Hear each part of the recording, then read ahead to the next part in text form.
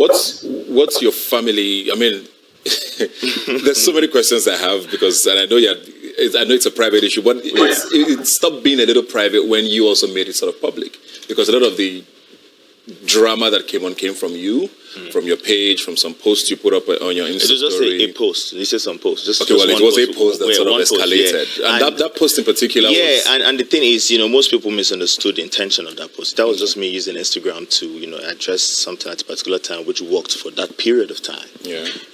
And... So just for those who don't know, you put up a post saying, sort of talking about your ex-wife now, like you say, since you're divorced, she had gone out or something at night and left your child, you said, and didn't attend to her and came home at 5 a.m. And you said, what sort of mother does that? So first of all, at that point, were you divorced already? Were you separated? Or was that sort of one of the reasons that escalated things?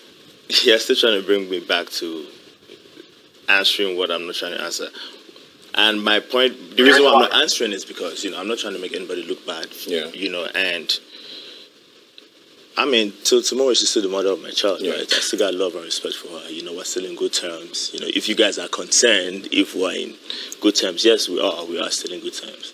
Okay. And that's it. Okay, but at that point you were not divorced. At that point you were not divorced. A lot of people didn't particularly take that very well. The post you put up. Do you regret doing that?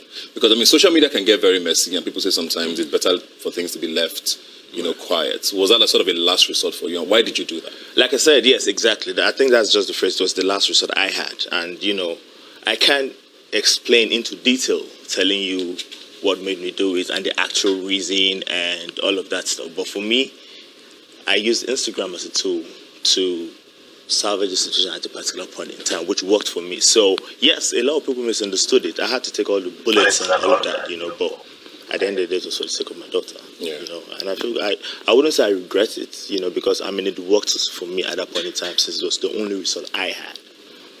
What would you say affected your marriage more? Was it the fame? Because there are people who say sometimes when you're so out there, when you're two public figures, especially with this social media age, there's a lot of, interference, even from people you don't know. Would you say the fame was the issue, or the fact that you were sort of living in, having a distant marriage because you were no longer in Nigeria? What was the bigger factor? You like I said, I already explained the intention why I left. It was also because of the family. I knew who I was. I knew how I was popping out here in Nigeria, but I had to sacrifice all of that to go and do that. Now, I wouldn't want to go into what affected it because that's too personal, but at the end of the day, it's an experience I'm forever grateful for. Yeah. Yeah. Would you do things differently? What would you do differently? What I do differently? What would you do differently looking back? Looking back?